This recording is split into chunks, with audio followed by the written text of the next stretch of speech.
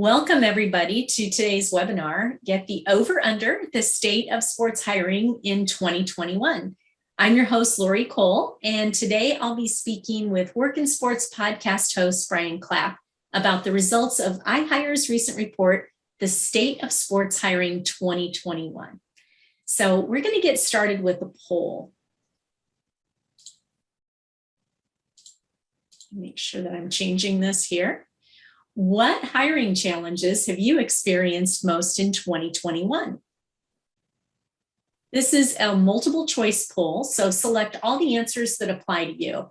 And your options include candidate ghosting, underqualified applicants, overqualified applicants, declined job offers, competition from your competitors, not enough applications, or you can feel free to chat one of these in. Love that we see it in real time. This is kind of fun. I know. Not enough applications is the big winner here. Yeah. And everything else, well, candidate ghosting, that's also a big one. Yep. Underqualified applicants, that's a biggie. All right, well, we're going to talk about all of these things today. Our ghost. Am I the ghost? Hi. You're the guy. You're the ghost. I have ghosting on the mind. I'm thinking. Yeah, apparently. Yeah. Our guest today is Brian Clapp, the host of Work in Sports podcast and iHire's Vice President of Content and Engaged Learning.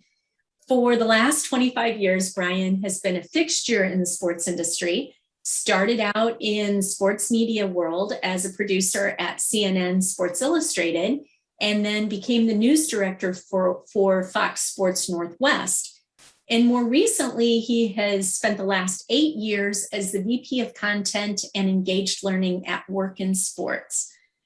Brian hosts a twice weekly podcast, Work in Sports podcast, where he interviews decision makers throughout the sports industry about their careers and their choices. Make good choices. The date is easy enough, right? Just make good choices. We're done. Make good choices. To date, the award-winning podcast has over 600,000 downloads. So, Brian, thank you so much for joining us today. Thank you, Lori. This is a fun topic to be engaging with, and it's always nice to be in these platforms and talking to the audience and being able to share some of the work that we've done. All right, so let's get started. What is the State of Sports Hiring report, and why was it important for the team at Work in Sports to take this deeper dive into the sports employment data? Great question. And, I don't want to be trite in this, but it's very clear the last 2 years we've been in a very different environment. And for the last 20 years from Work in Sports, we have been out there. We've been talking to people. We talk to college professors. We talk to job seekers. We talk to employers. We're always getting a feel for what's happening in the sports industry. We have connections across the sports world. But it feels like in the last 2 years, things have shifted monumentally. And instead of going through a qualitative approach of just getting out there and talking to people, we really wanted to get some data. We really wanted to go broader and wider and reach out to more people and start to understand their experience, start to understand what they're living, what they're going through, and try to take advice from that. We're trying to go at this from a very open perspective. Not only will there be information we can share that can help job seekers and employers, but also information that can help us as we kind of continue to customize our product to better serve a shifting audience and a shifting demand set. So really going through this process has been eye-opening in a lot of ways. Great. So everybody's talking about the Great Resignation. No matter what industry you're in, construction or nursing or education, it's a massive topic for job seekers and employers. What about the sports industry? Is it being affected too? It's so crazy. We've had so many conversations about this, and I've had conversations on this with different guests of our Work in Sports podcast. So John Ferguson, who's the chief people officer for NASCAR, was a guest on our show, and we talked about this as far back as February. And he was feeling that at the time. He was working at Monumental Sports Entertainment, and he was starting to feel that pressure of the Great Resignation, of people leaving the industry. And what's interesting, and we'll get into some of this a little bit later, but I do want to, when we handle data, I want to try to give you as much context as possible, because sometimes if I'm just throwing out a bunch of numbers, it can all start to blend together. So I'm going to try to get into the context of it as we discuss it. But later on, we'll discuss a little bit of this net zero churn, where there's a lot of people leaving the industry for certain reasons, but there's also a lot of people that are motivated to enter the industry as well. But getting into the data for a second, when we conducted the survey to kind of break down some of the results, 32.5% of the people who responded were unemployed. And that's a really interesting starting point to come from, because we know that we're dealing with a cross-section and different types of people that are facing different things. But get this, 60%, 58.1% to be exact, 58.1% were employed. They were dutifully employed in the sports industry, but they were still actively or passively seeking a new job. And so we get back to this root of the question. Like, are people satisfied? Because that's really what the Great Resignation comes down to. What we're seeing across all industries is that people are questioning everything. People who are working, people who are looking for jobs, people who are picking out what their career path is going to be, they're questioning everything and saying, is this what I want? Does this situation where my feet are planted on the ground right here, does this make me happy? Does this fulfill me? Am I feeling good about the choices I've made? And they're questioning that. So even when they're employed, they may be looking and seeing what else is out there and thinking if the grass is greener and considering changes. Only 5% of the people that were employed are not seeking a job either. It's just crazy. Like, most people in some way, shape, or form are actively looking. So yes, the sports industry is being impacted by the Great Resignation, but it is a little different than what we've seen in other industries. A lot of other industries, people are fleeing. And in the sports industry, there's a bit of a cross section. It's leaving and coming. So we're seeing that churn effect, and we'll talk about that a little bit later. One area, if we try to pinpoint this a little bit, if we try to say, like, okay, where is this being most affected? Where in the sports industry? Because the sports industry is this really broad concept, right? It's the business world with a sports lens, and that can cover teams, leagues, organizations, marketing firms, agencies. There's so much that goes into it. One area we are seeing more information about that is having there's a greater effect there is actually in college athletics. College athletics is a grind, and the pay can sometimes be less than other parts of the industry.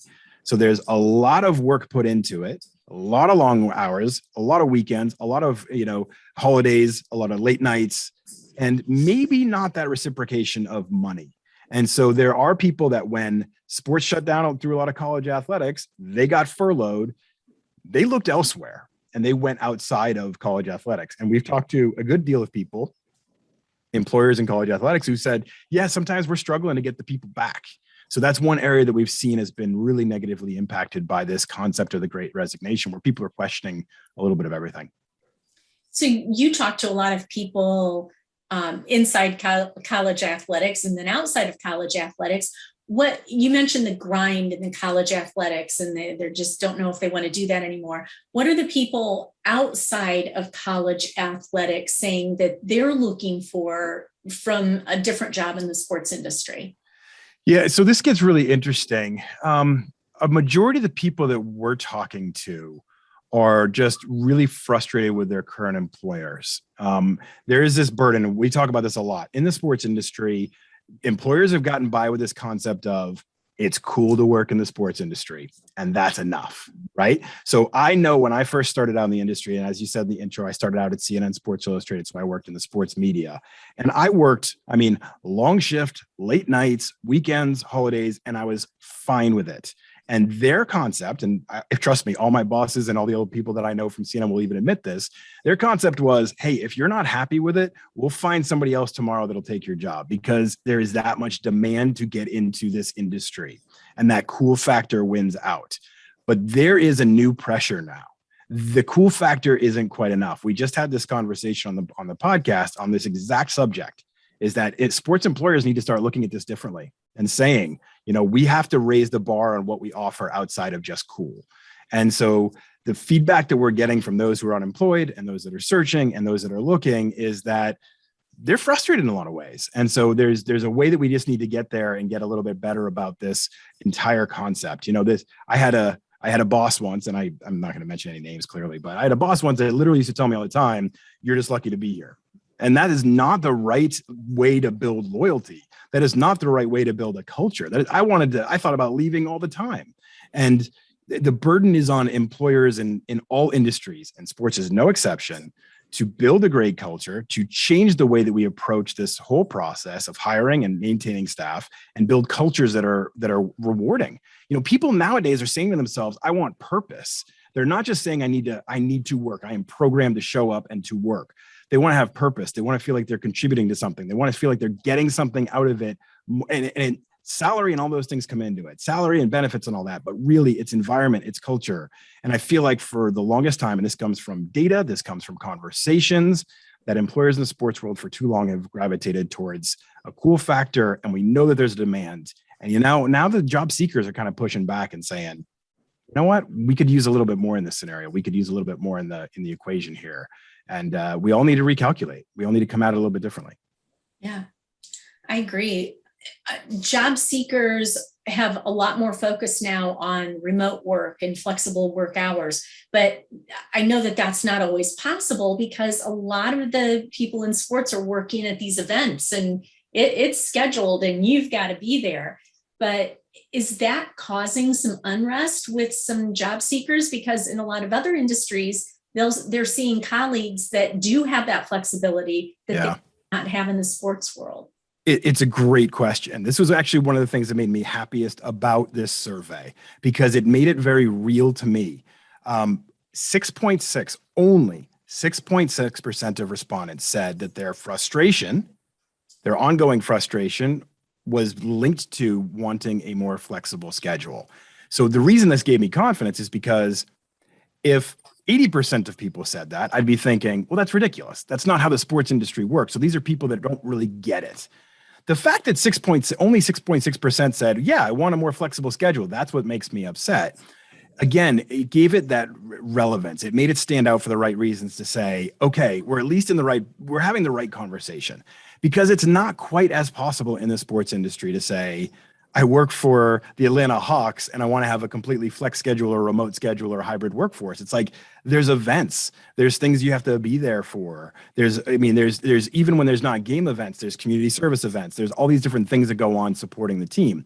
So getting that and seeing that made me realize it gave quality. It made me feel like the results of our survey were on par with expectations. It set the bar at the right point to say, okay, it made everything else carry that much more weight because it felt like we were dealing with the right audience that got it. Like they came at this and understood, I understand in the sports industry, I may not get a flex schedule or a hybrid schedule, or I may not be able to work remote. That's not really what my problem is. I have these other problems. And so that allows us to isolate and say, okay, great. We know what the problem is now, and we can have that conversation rather than trying to solve something we can't solve, right? We can't say you can have a hybrid work environment in the sports industry a lot of times. But again, just going one layer deeper on that, I'll go back to some of my conversations on the Work in Sports podcast. We have had guests say before, like we are like talent acquisition people, HR managers, CMOs saying it is on us to figure out when a person has a 10-hour shift or a 12-hour shift on a game night, well, how do we balance out that next day? Maybe we don't need them in the office at 9:00 in the morning. Maybe we can allow them to come in for a half day, and getting more creative that way. That's the way we need to start thinking as an industry. That's what job seekers want. That's what employers want. And that's what employers should be thinking about, because that shows you're paying attention. That shows that you are understanding your people, you're having empathy for what their experience is, and trying to maximize it the best way you can. Job seekers want you to put an effort. Like employees want you to show an effort. They want to see that you're paying attention. They want to see that you're trying to establish really good culture. You may not hit every time. You may not get it perfect, but trying to make these little shifts sends a signal to all of them that they are valuable and that they are important and they're part of the bigger picture. And that's what this job force wants. Yeah. Well, and speaking of paying attention, so you are also trying to pay attention to what a job board, Work in Sports, could do to make life easier for the employers and for the candidates. What did you learn from that part of the report? Yeah, we went in this really open-minded, saying, not only do we want to learn, like put ourselves in the shoes of job seekers and put ourselves in the shoes of employers, But we also wanted to say, well, I mean, how does the online job board experience, like, what do we need to do better? And so you have to go into these situations thinking that way, and you have to be open to that, because if not, then, none of us are perfect. We've been doing this for 20 years now, but there's still things we can continually improve upon. The good news is we got a lot of good feedback, some of which we can activate and get on, and other things just, we share the information and see where it can take us. So we'll go through some of those points. The good news is 66% of our respondents to the survey visit online job boards first. When they start to be a job seeker, that's where they're going, which is like, yay, good for us. We've established that much of a credibility that online job boards are reputable, and it's a good source. One of the things we've touted for a really long time is that instead of going to 100 different teams, leagues, and organizations job boards, you can come to us and it's all right there. So it's efficiency, it's working faster, better, and making the most out of your time. And people agree. 66% is a pretty good number of saying that's where I start. I started an online job board. But there are some red flags, and there are some things that employers and job seekers have told us. A lot of it's on the communication side, which I found really interesting. And this is somewhere that, we can open up those doors too. We can cross over those boundaries. So some of the feedback we get from job seekers in particular is that the communication process is not open and communicative enough. So they're not getting enough feedback or knowledge from the employers in the conversation, in the process. So when you're in an application process, you're not getting things like clear timelines, what to expect next steps of that nature, other demands or needs. Like, there's just not enough of an open communication. And so we look at that and we say, okay, maybe there's ways we can build that into the process a little bit more. In addition, just posting for the employer side, just posting a job and gathering resumes really isn't enough anymore. They need to go a step further. They need to start explaining things like salary information, contact information, ways to have that open line of communication, what's to be expected next. So burden on the employers to say, share more, burden on the job seekers to get to know what's coming up next. And those are the things that they're expecting. The ghosting, huge thing. Huge. Okay. We've talked about this a lot. We mentioned it in the poll already. Everybody's feeling this. This is the number one piece of feedback we get all the time, is like, I apply for a job, I throw my name out there, I'm totally qualified for this, and I never hear anything. Or I'm in the process, I've interviewed for a job and I never hear anything. Or I get all the way to the end, I've gone through panels, I've done everything, still no level of closure. They may email me and say, we've decided to go with somebody else, but I don't really know like what went wrong or anything of that nature. Massive frustration. Let's flip it around for a second though. Employers are telling us the same thing. They are getting ghosted by candidates. Candidates will have an interview scheduled and they won't show up. And that is just insanity to me. So the overall feedback that we're getting is ghosting is a major problem. So we have to increase communication pathways. Massive undertaking, but that's a burden across the lines. Job seekers can communicate better, not ghost. Our board can help to foster some of that communication, and employers need to be open to sharing more information. And then just the final thing that they pointed out too is that one of the other final points they pointed out too is that candidates are kind of frustrated because the online application process can be clunky, and it can be very different depending on job, location, organization, and it's different every time, and it can be a little bit more streamlined. So there's a lot of ways we can always improve. Yeah, that's a big frustration, not only in the sports industry, but all over the place. We constantly hear that from job seekers. Why can't they make the online application process less burdensome for the candidate? Yeah. Yeah. And you know what? I want to really hammer one other point too, is that I talked briefly in there about employers getting ghosted by candidates. And this to me is insanity. Like, if you need to realize something, and everybody listening out there, or anybody that listens to this on demand or whenever, when you are in the consideration set, like you've applied for a job and they're considering you for it and they call you in for an interview, if you ghost them, you are making a brand impression. You are building your personal brand in that moment, and it is not good. And that will spread throughout the industry because it is a very small sports industry. It feels huge. It may feel like it's a massive undertaking, but trust me, when you ghost one employer and you don't show up for an interview, That recruiter isn't going to call on you again. That employer is going to talk, that person is going to talk about you to other people out there that are hiring. The word travels. So don't be representing your brand in that way. You make a brand impression every time you are out there. And if you're out there representing yourself in a poor way, that will come back to hurt you in a really long way. And on the employer's side, they also need to be aware that just not responding to a candidate who's applied for a position, that's ghosting them too. So yeah. It's hard. It's hard. When I worked at one company, we were prevented from having those conversations. Like, we were literally told by our HR staff, do not respond to applicants who you've chosen not to hire, because that opens us up to, if you say the wrong thing, or if you kind of hint that it was for one reason or another, and it opens us up to legal action. So sometimes there are larger organizations who can say, don't communicate back with your staffers. I mean, your applicants, because it could open us up to trouble. I'm not saying that happens every time, but there are some organizations that view it that way. They view it with fear. And that's a hard thing. So we got to still figure out, like, okay, so what's that format we are going to implement? What's that way the HR team will communicate? Like, we just need to still say, communication is important. Don't just throw it out completely. We can't start ghosting people. That makes us look bad.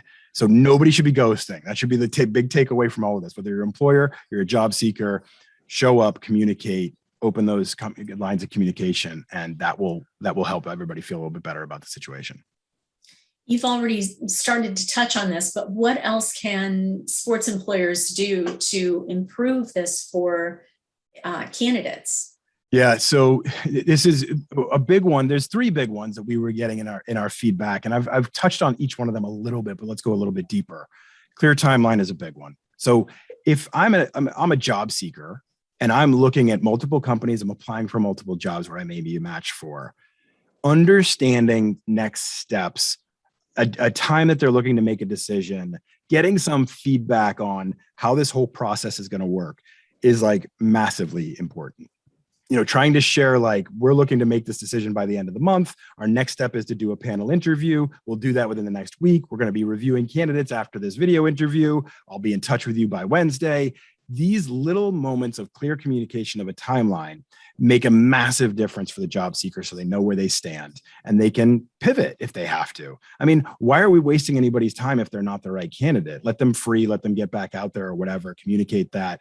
If they're not somebody that interests you, if they're not in your top consideration set, let them go, you know, let them be free, but communicate with them. And if they are in your timeline, if they are in your skill set and it's somebody that you want to consider hiring, keep them on the hook by letting them know what's next and be clear about that. The next part was salary information. This is one of the big ones, right? Like, everybody who's a job seeker is like, help me know upfront pretty early on whether this job is in my range, because I'm not going to waste your time applying for it if it's not. And then you don't waste your time interviewing me or trying to, you know, sway me into this job. So let's just be clear up front, share as much information we can, whether it's salary, whether it's a clear timeline. And so that we can start out at a position where we know we are a match on that massive thing of salary. It's a massive part of this whole process. Why don't we find out early on, or give some like transparency that this is the range for this role. And obviously there's variations depending on where somebody's located, if it's remote, if it's hybrid, et cetera, et cetera. But that's what job seekers are looking for. If we can know a little bit more about salary information so that we can be economical with our time, apply for the right jobs, be in the right spots for these positions, that makes a huge benefit. And the last thing was contact information, sharing a way to communicate. The number one thing I get from fans of our Work in Sports podcast, from our audience, is that they want to, if they apply for a job, they'd like to know, who are they talking to? Who do they address it to? Who can I follow up with after a week to say, I applied for this job, I just want to see if there was any more information on it. Like, being able to have a contact person that they can communicate with. Some companies are really good at that. And you know what? They're probably getting the best talent because people are feeling comfortable in that process. So these little things that some companies do really well, I think you could probably attribute to them having really great staff and really great hires, because this is what job seekers want. And when they see it, they put their time and effort there. Right. So you've touched on this a little bit of what frustrates what frustrates the job seekers. The whole topic of salary, I know that that's been a big topic that I've been talking about this week, but it's a topic that nobody wants to talk about first. And Yeah. like you said, it really should be brought up as early in that screening process as possible so that you're not wasting days, if not weeks. Yeah, one of the things that I Match. learned when I hire and work in sports came together as to form the company that we currently are, and I hire acquired work in sports. One of the things that I learned early on in our process for hiring was that first phone interview, first like outreach, first like time we're going through resumes and we get it down to a list and we're doing phone interviews, we have that salary conversation right then. And so we realize if we're in the right ballpark for each other. And I found that to be a really a great scenario because it cleared up a lot of that frustration early on and let everybody maximize the experience moving forward from an employer standpoint and from a job seeker standpoint. Everybody seemed to appreciate that. The other frustrations that people are finding as job seekers, 49%, get that, 49% of people said that job seekers said they applied for jobs that they were overqualified for. So they're going at it and saying, hey, I keep hearing how competitive everything is. I keep hearing how difficult the job market is. I'm going to apply for something I know that I'm overqualified for, but they're frustrated even going into it. So why is that a good situation? You're starting out at a job you think you're overqualified for. That's not a great way to start a relationship with a new organization either. And the other big one was standing out from other job applicants. Again, this is where there's this massive, there's a massive problem I think that we face in the industry is that there's a cool factor to getting hired in sports. And so if you're the Philadelphia Eagles and you push out a job for a data analyst, they may get 700 applicants or more, right? But the problem is everybody out there is hearing that and they're like, how am I ever going to stand out? How am I ever going to be the one that gets that, the one out of 700? How am I going to get that lottery ticket? Well, here's the reality of it. 60 to 70% of those people are applying are just big fans. So they're going to not have the skill set that aligns with it. So cross those people off right away. And right away, you're down to a list of people who have a decent skill set for some of these roles. What I would tell people is if you're frustrated from standing out from the other job applicants, you have to go the extra layer of saying, okay, I know what my skill set is. I'm going to apply for jobs that match that. And one step further, if you're aspirational and looking at a job that interests you and say, I want to do X, Y, or Z, do a lot of research right now, starting today to understand those jobs, to understand what skills are in demand so that you can then put a plan together to learn the skills that are in demand for that job. And again, now when you apply for these jobs, you'll stand out because you have the right skill set they're looking for. Think about it. If I'm an employer and I'm looking through 700 resumes, I'm looking for ways to take my list down and to filter it to those who are the most qualified that can do this job. So if you have the skills that match up with the demand of the industry, right away, you're going to be in the consideration set. You're going to stand out from the crowd. So don't go at it in this paralyzing fear of saying, oh my gosh, so many people want to work in the sports industry. There's no way I can stand out. If you are intentional about the process, if you learn the right skills, if you focus in the right areas and don't just apply out to every team that you love because you're a big fan, if you're intentional about the process, you'll stand out because you have the right skills. And that puts you in a much better position than just throwing your resume out there and hoping magic happens. I've heard you talk about starting a spreadsheet, looking at like 10 or 15 jobs from the industry and then starting that spreadsheet. Tell me a little bit more about how you would go about that. This is one of my favorite processes. It's low tech as you can get. It doesn't have to be crazy fancy, but let's say I was in college and I'm a junior in college and I've gone through, I've kind of figured out what that fit is for me. Like social media, I want to be a social media coordinator in the NBA or in basketball or in some sport, whatever it may be. Okay, great. You have some career clarity. That's awesome. Now let's put it to work. Let's do some research. So go onto our job board. We have like 30,000 jobs on the Work in Sports site right now, and go find social media coordinator jobs. Like it doesn't have to be jobs you're going to apply for. Just go find 10 or 15 of them, social media coordinator jobs, because that's the career clarity you have where you want to jump in. Look at those job descriptions, open a spreadsheet, look at those job descriptions. Every one of them is going to have a list of, we want somebody that can do X, Y, Z, 10 skills that they want to have. Write them all down in the spreadsheet in one column. Go through 10 jobs and continue doing that. Put an extra mark down. If it says Photoshop 5 times, Give it that extra value so that you know that that's really been emphasized a lot. And in the next column over, write down your comfort level with that skill set on a 0 to 10 scale. So if you go through and you're like, I want to be a social media coordinator, that is my jam, I am into this. And you keep seeing Photoshop pop up, and every one of these jobs is saying, we need somebody with Photoshop experience. And you're like, I've never done Photoshop before.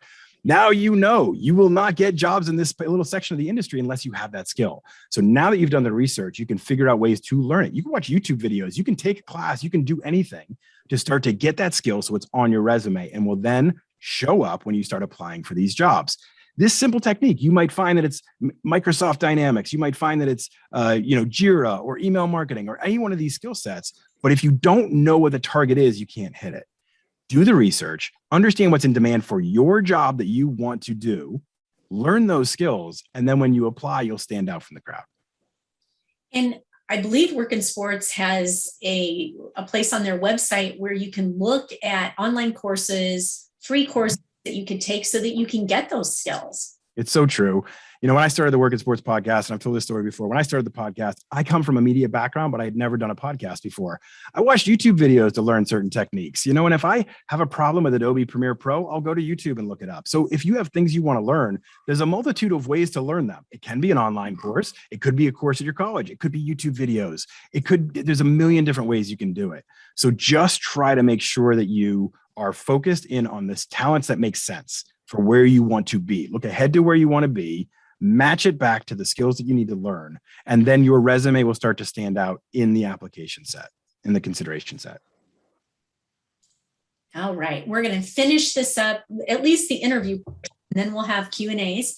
We're going to flip this around a little bit. What about sports employers? What are they telling you about their experience with hiring and the Great Resignation?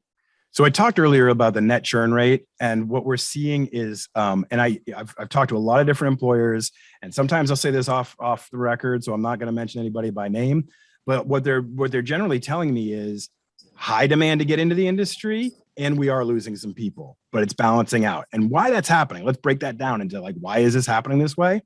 There are probably a lot of people who have been working in the sports industry for last 5, 10, 15 years, and they may be reaching a point where they're saying, working nights, working weekends, working holidays, working long hour shifts, I'm kind of done. I'm going to move out. I'm going to go on to something else. I'm past that grind it out phase. But then there's other people that have been working as an accountant or an HR or at some e-commerce site or whatever it may be. And they're thinking this isn't really good doing it for me. I'm not feeling that vibe anymore. I love sports. I watch sports on the weekends. That's what I do for fun. I want to work in sports. So you're getting kind of that net zero effect where, people are moving, but there's also a lot more people that are desiring to come in because they're evaluating their job, their life, their whole purpose and saying, I want to do something that feels cool and gets me energized. And a lot of people identify with sports in that way. What that means is with that kind of activity, one of the tenets of the sports industry is a lot of times you have to relocate you have to move on to move up. Right? That's one of the things we talk about a lot. I went from Atlanta to Seattle to Denver. I moved around a good amount because as I wanted to grow in my career, I'd hit a point where I was blocked, right? There was somebody else doing that job and they weren't going anywhere. So I had to move somewhere else to get management skills. I had to move somewhere else to be a news director. What we're seeing now is with some of this churn, opportunity is out there. So if you're interested in being in the sports industry, we're seeing that more job openings are coming up, more churn is happening, more mid-level managers are opening up, and you're just seeing opportunity come in a lot of different areas that maybe wasn't always there. So you're hearing this Great Resignation stuff, and there's a lot of activity happening, but a lot of it can actually benefit you too in a lot of ways and to get you out there for it. So large number of applicants are still out there. People are coming in, coming out, probably more than ever before. But the skills you still need to go by the tenet of, if I have the right skills for this job, it makes sense for me to apply. One of the things we deal with a lot is people saying, I'm a big fan, or I look at this job and I've got 1 or 2 of the skills they're listing. That should be enough. It's not, you should probably be in that 60 to 70% of what they're saying. If they say they list 10 skills, if you have 6 or 7 of them, that's probably a good position for you to apply to, or else you're just kind of in the middle of the pack or in the mix somewhere. And just don't over apply, because employers, especially in the sports industry, through applicant tracking systems, are seeing when people are applying for every job that comes up at their organization. I've talked with some people in the NFL that are like, we know when there's certain people that just apply for every single job we have available. And that does not attract us because we want people that want this specific job, that want to do this specific thing. I don't want somebody that's just a fan that wants to take any opportunity that we have out there. So don't over apply. Make sure your skills match the jobs you're applying to, and understand there is more opportunity out there probably than ever before. All right, so let's get to the questions and answers here. A lot of early career employees are in their 20s and 30s. Have you looked at the data by that age group? And if so, what specific advice would you have for that group? Yeah, so young entry-level staff, people trying to get into the industry. Mm-hmm. I think one of the biggest things that we get feedback on is a lack of career clarity and focus.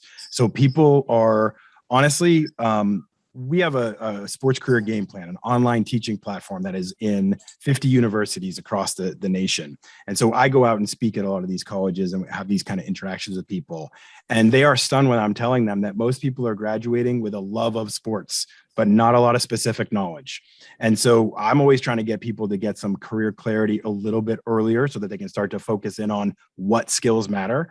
I got hired my first job out of college at a massive CNN Sports Illustrated, a really large sports media company, when most people in sports media start in some really small market like Pocatello, Idaho. And the reason is because I had a skill that they needed. I had learned a certain specific skill that was in massive demand for the industry. You can do that technique in that process. So when we talk to people who are early in their career, a lot of it is like, I just want to get my foot in the door and see what happens and try this out. And I want to work for a team and I want to do this. And it's like all very generalities. That's harder to grow if you're just trying to figure things out as you go. If you can get yourself some understanding of what you like, and you kind of learn that through internships, through volunteer opportunities, through the classes you take, through informational interviews. There's a lot of ways to start to learn the industry. By listening to our podcast, you can get introduced to all different types of career paths that are out there in the sports industry.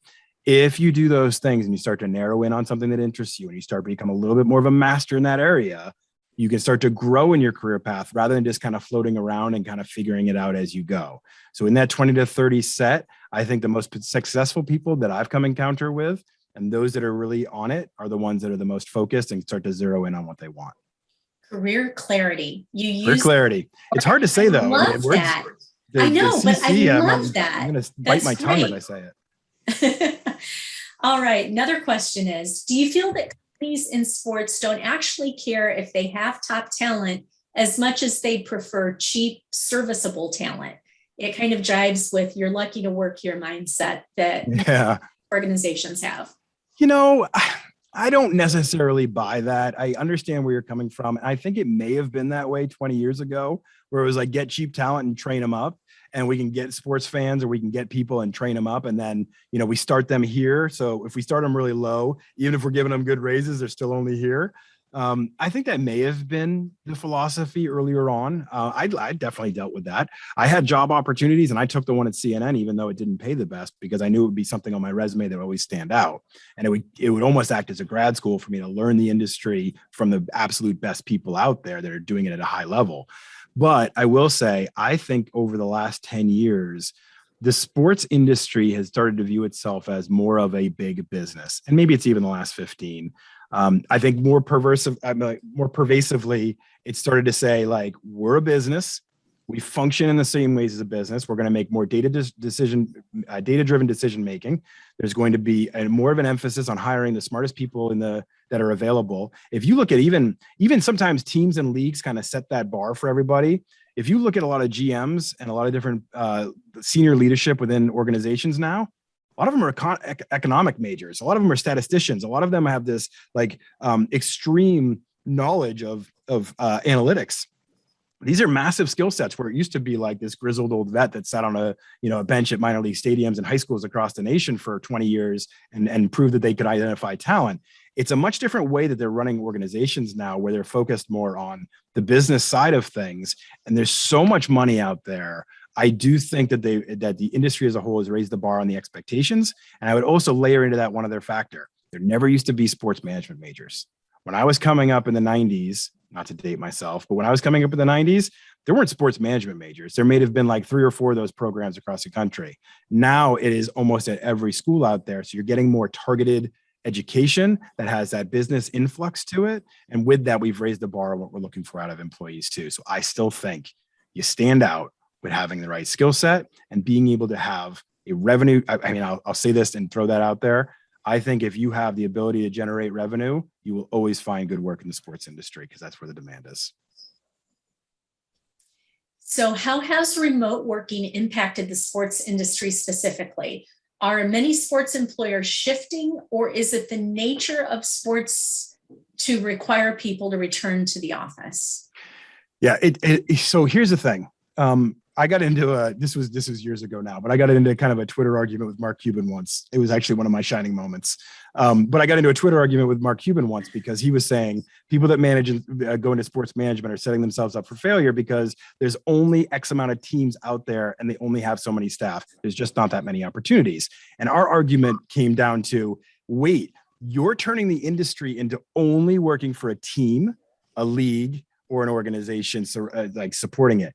There's so much more out there than just, minor league teams, professional teams. There's tons of different opportunities out there. So if you look at it and say, I want to work in the sports industry, but I don't really want to be at the arena every night or in the working for a team that has events every night and that stress and that schedule.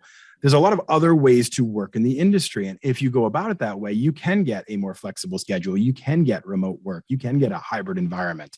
But there are certain restrictions too. If you're going to work for a team and you're working in something that is consumer facing or event management or even social media where you're up on, you're maybe, taking videos, recording things, taking video, photography work. I mean, you got to be there. You got to be there. So we still see there is opportunity for remote work, but it's probably not as much as other industries. So pick and choose where you fit. If you know I need to be in a remote work environment or I need to have a hybrid work environment, then maybe you don't want to go work for the Yankees, right? Maybe don't target that. But you can look at a lot of other opportunities in the industry that may allow for that. So just know yourself well enough to figure out what your path is in the industry. Again, any job that's out there in the business world is also there in sports. So you can work in accounting and finance and HR and marketing and all those different types of roles that you'd find at any organization. You can also find in sports. It's just a cooler packaging, if you ask me. All right. So here's one. Someone says, my only 2 counterpoints to the salary piece are, number one, I believe candidates will apply for jobs solely based on compensation, ignoring other factors. And I believe that that's addressing whether you're putting the salaries on the posting. Yes. And number 2, if the range is truly based on years of experience and proficiency and level of skill, would it not be absurd for me to put in the job description that it pays somewhere between 100 and 200K based on X, Y, Z? Yeah. Okay. So you are actually leaning directly into some of my core beliefs as well, even though I was echoing the survey results. This is what job seekers want. Is it possible? Is it as clean as we try to make it sound or what their desires are? No. There's 1,000 different variables that come into it. What I would say is early in the process, start to have that conversation, maybe not on the initial job posting. Job seekers want it in the initial job posting because they want to make their decisions based on a range that fits what their needs are. But I don't know how reasonable it is as an employer. What I would say is to find that happy medium. Maybe it is early in a process, first phone interview, of that nature, that conversation starts, you find out if you're in the same ballpark.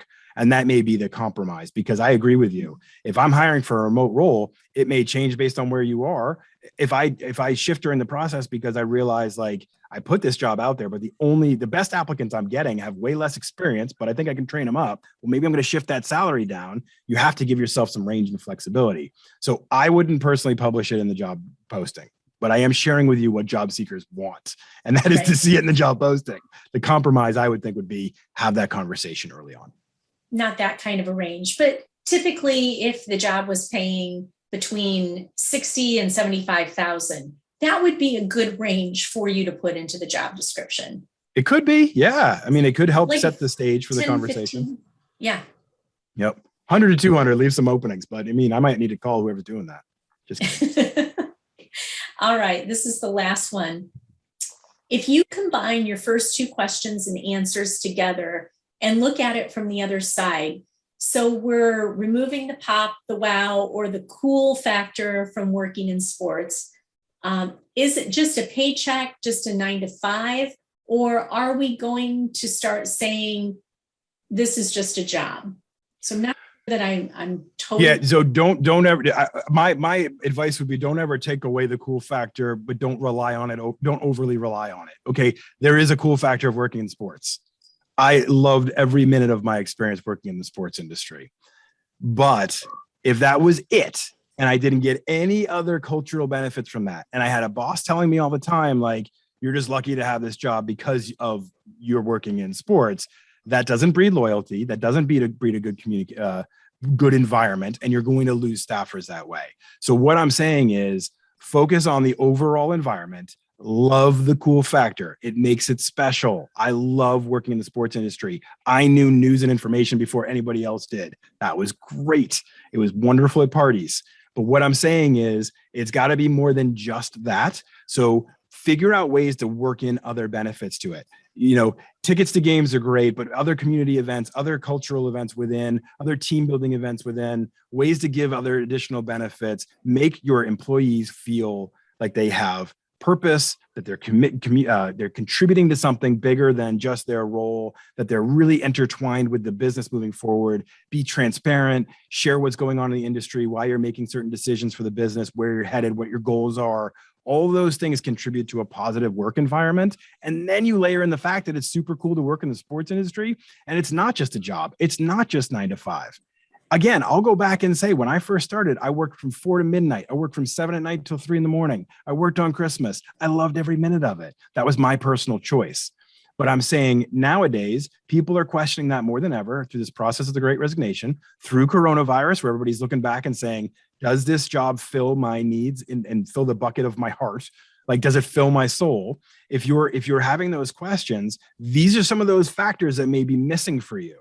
These other things that come from the work environment other than just cool. So we as employers need to understand that and know that that's what job seekers are looking for, more than just cool. We got to start giving them greater purpose, greater understanding, goals, career paths, events, like make the cool factor live outside of just the actual 9 to 5 showing up to work and getting it done. So you're not done selling the sizzle, as this employer put it, of the jobs in the sports industry. But what you're saying is make the cool factor a part of what that makes that job incredible, and not just count on the fact that it's in the sports industry to sell that job. Exactly. Think of that disconnect. I was working jobs, and I know that this is not only my experience. I've interviewed hundreds of people that share this kind of experience. I've known hundreds of people that would share this kind of experience. I got the job because of the cool factor. I wanted to work in sports. This felt like something I was super passionate about. And then I got there and I was treated in a way that was not conducive to a good work environment. Well, that's a disconnect, right? I've got this cool job that I'm so excited and passionate about, but the leadership and the organization doesn't make me feel like this is a cool experience. It doesn't make me feel valued or like I'm happy or like I'm fulfilled, and they're just grinding me away. The cool factor starts to go down after a while, right? That thing can only support you for so long. So we have to give more support. More, I mean, think about it. What's happened in the last year? We have talked more about mental health. We've talked more about the health of our employees, the health of athletes, the mentality behind it all. Like, open our eyes, employers, like, and look at this and say, we have got to do a better job of understanding cool is not enough. We have to do more. And that's on all of us as employers. Balance those two things out. Don't over rely on the fact that it's sports. Everybody wants to be here and I can replace you tomorrow. That's not the right message. Great. Well, Brian, thank you so much. This has been such a great almost hour. I can't believe that it went that fast. Please anybody who knows me knows that I can talk. Please follow him on LinkedIn, Twitter, Instagram, of course, YouTube. Follow his podcast. we recorded this webinar and we'll be sending it out and making it available on demand. And thank you so much for joining us today. Thanks, everybody. Really great to be here.